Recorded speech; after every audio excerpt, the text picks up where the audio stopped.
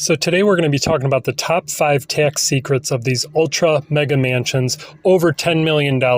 Now, the first thing you might think when you drive past a home like this is who actually owns this? And believe it or not, the answer sometimes 75% of the time is nobody. And when I say nobody, I mean it's under an LLC.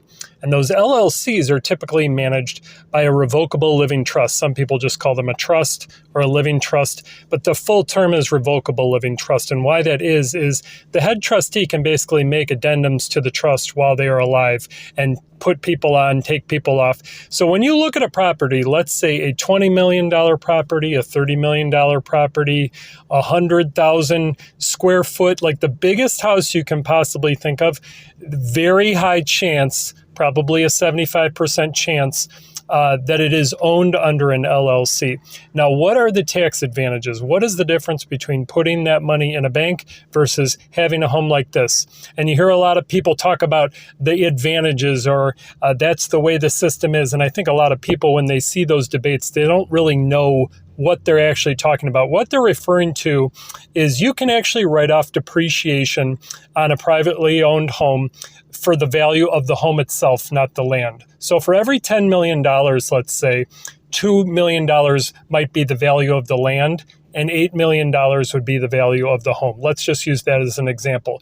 That would be a $292,000 write-off. So let's say a $40 million house, that would be 292,000 times 4 that you would be able to write off per year for 27 and a half years. It's called the depreciation tax clause.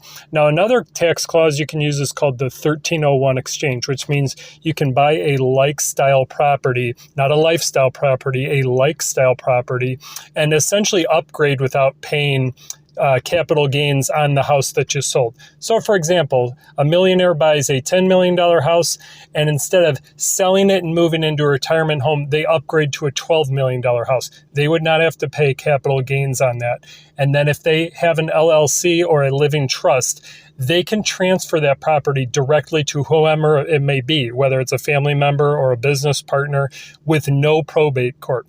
So that is when people say the tax laws are favored and people don't really know what that means. They're specifically talking about high-ticket real estate or rental properties.